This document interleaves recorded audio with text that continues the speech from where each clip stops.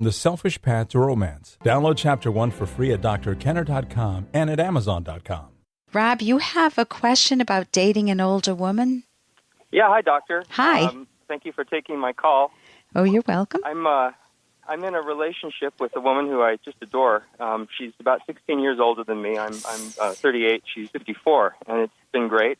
We met about 2 years ago and have lived together for about a year. I have found that being a very independent woman, she's in a place where she doesn't really need a boyfriend, but she wanted one and sort of wished one into her life, and we got to like each other at work, and here we are. I am someone who has had a few relationships, not all of which have been successful. Most of that has been my fault, but some of it hasn't. Some of it's just been bad luck and bad choices. So I just, I'm in a place where I'd love to continue this and make it better, but it's, I think I've caused some problems in the past year that have put her in a place where she wants to reestablish things and she wants to sort of be roommates with benefits, which is, objectively okay. I mean, most men would be ecstatic to live in a wonderful house with 15 dogs with beautiful, established and intelligent older woman who is 15 dogs?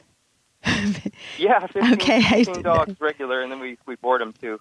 Okay. So yeah. At any point, there's between 15 and 25 dogs running around. Holy mackerel! Okay. Which is great. I love it. It's just been a fantastic life. So the situation, really you feel very connected to her, and you want to keep that connection, but you feel like you made a misstep someplace. You caused some problems, you said, and now she wants to change the nature of the relationship to roommates with benefits. That's how she initially pitched it when we were initially talking about moving in together.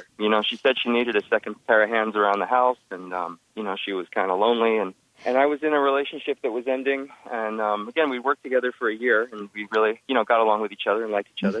And, yeah, I definitely was not able to deal with some of the, I guess I was just going through some things in my own life and didn't handle some things very well. I was unhappy with what I was doing for work, so the cut of it is that she's at a point where she's very independent. She's been married before, and I guess I'm looking for a level of daily connection, daily check-in that she's not naturally inclined to give, having lived alone for the previous 10 years. So you connect on a lot of levels. You feel emotionally close to one another, emotionally intimate, and yet you're saying she's so used to being an independent woman and being out there on her own, and she's 54 years old. She has a career, as you said, you work together. I'm assuming it's a career, and so she doesn't need the same amount. You're mismatched in terms of the amount of private time you need versus togetherness time. That's part of it, and What's another part? That's part of it for sure. Yeah. What's a deeper part? Hey, I got to interrupt this because we've got to pay some bills. 30 seconds, that's it. A very quick ad, and then Ellen will be back. Romance. I wish I knew more about what girls want from a relationship. Boy, I wish I knew more about what I want. Where's that ad I saw? Here it is. The Selfish Path to Romance, a serious romance guidebook. Download Chapter 1 for free at selfishromance.com and buy it at amazon.com. The Selfish Path to Romance. That is interesting. The amount of private time you need versus togetherness time. That's part of it, and What's another part? That's part of it for sure. Yeah. What's a deeper part? It's kind of hard to know. I mean, I guess it's a point where, as a man, I have to sort of make peace with the fact that it's not going to be exactly the way I want it, and what it boils down to also is I have to be able to control my disappointment in the moment, and not let a momentary disappointment and maybe momentary insecurity lead to an argument or Okay, so you're saying that. You're saying that it's led to some arguments that have nicked the relationship a little bit. It has, and I pushed it. She's not someone that naturally is inclined to engage in negative emotions. She'll avoid them rather than engage in them. Whereas in my previous relationship, I got really good at arguing, and so I guess I carried that energy and that enthusiasm for argument and for conflict into this relationship, which is just that's the bad match. Okay, so basically you need something different than arguing, because once you put your stake in the sand, it's hard to pull it out. I wrote a book on romance with Dr. Ed Locke, and we do talk about conflict resolution in the book. There's a whole section on that. A couple of things that I can say that come from the Gottmans, they're very well known, that they say instead, I don't know if you use criticism with her, kind of some put downs or something. There is criticism, and it initially started with, she's very conscientious and very detail-oriented, and also has had a system for a decade that has worked for her. So bringing someone new into her daily life has been difficult, and the way that she managed some of that communication was through criticism of the techniques that I would use to get through my day and to get things done. So she's criticizing you, and you're saying, do you criticize her back? Is that it? I took it very personally, but instead of criticizing the mechanics of getting through the day, systems that a person puts in place, right. I would criticize her personally. Okay. And it's just... So I can't take any of it back. Right. So there's another way. Instead, the Gottmans recommend, instead of criticism, you use a gentle startup. I'm concerned about this. I hear you saying this. I see things a bit differently. Would you be willing to talk about this? Something like that. And that's really hard to do on the fly when you're used to saying, so why the heck did you do that? Or not again. We're so used to doing what we did with our siblings or with our parents that it's hard to use a gentle startup. But if you train yourself and you get it 1 out of every 100 times, at least you're moving in the right direction. With the idea of using a gentle startup. The other is something very good that I heard in you, that we all have our defenses. We all can feel insecure at times and become defensive. But you're honest and you take responsibility. So the antidote to defensiveness is to take responsibility. I noticed myself getting upset and I lost it with you, and I apologize. I wish I hadn't done that. I wish I had said it this way. And so you're repairing yourself fundamentally, but it also will help with her.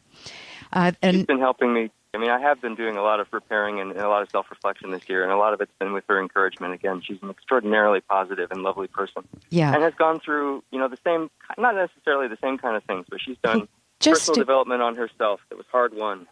Okay, so helped me so much. So anyway, it sounds like you do have a nice connection that you just need to see. You need to see if it will work. So I wish you the best, and I wish we had more time. And here's a little more from Dr. Kenner. Hey, Frage. Hi, Dad. Look, I got some bad news. I guess there isn't a good way to tell you something like this. Your goduncle died. My goduncle? There's no such thing as a goduncle. Yes, there is. It's your godfather's brother. You remember your goduncle, Charlie. No.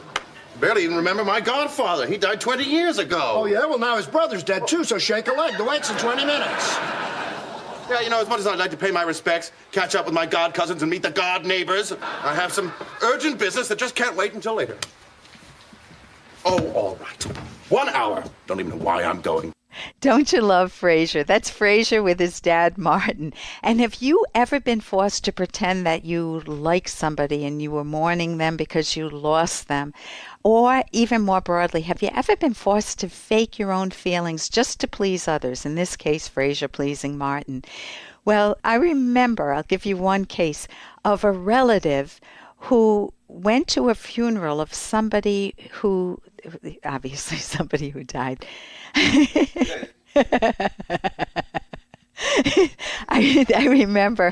I remember the case of a relative who went to the funeral, and the person who died was rotten to his own family. He was rotten to his kids. He was rotten to his wife. So before this relative was asked to speak by the children. They didn't want to speak for their own dad. So before the relative spoke, there were all these tributes, saying this was a man of the community. I'll call him Jojo. Was so good to his community. He was so giving. So then the relative gets up, and the relative said, if only he had been that good to his own wife and children, how wonderful that would have been. And that honesty is so rare and so refreshing, and it was so good for the children to hear. For more Dr. Kenner podcast, Go to drkenner.com and please listen to this ad. Here's an excerpt from The Selfish Path to Romance, the Serious Romance Guidebook by Drs. Kenner and Locke. Before giving a surprise, make sure your partner likes surprises, including the type you plan to give. Linda was upset for weeks because her husband sent a male stripper to her place of work for her birthday. Beyond feeling humiliated in front of her coworkers, she hated the idea of a male stripper. Her husband, Martin, didn't understand why she was so upset when he was only trying to give her a nice surprise. The clueless husband had not bothered to find out what his wife would actually value as a present. Working to understand your partner is well worth the effort. And to help your partner better understand you first need to understand yourself. If you don't know what you want and value, it makes it much harder for your partner to understand you. You can download Chapter 1 for free by going to drkenner.com, and you can buy the book at amazon.com.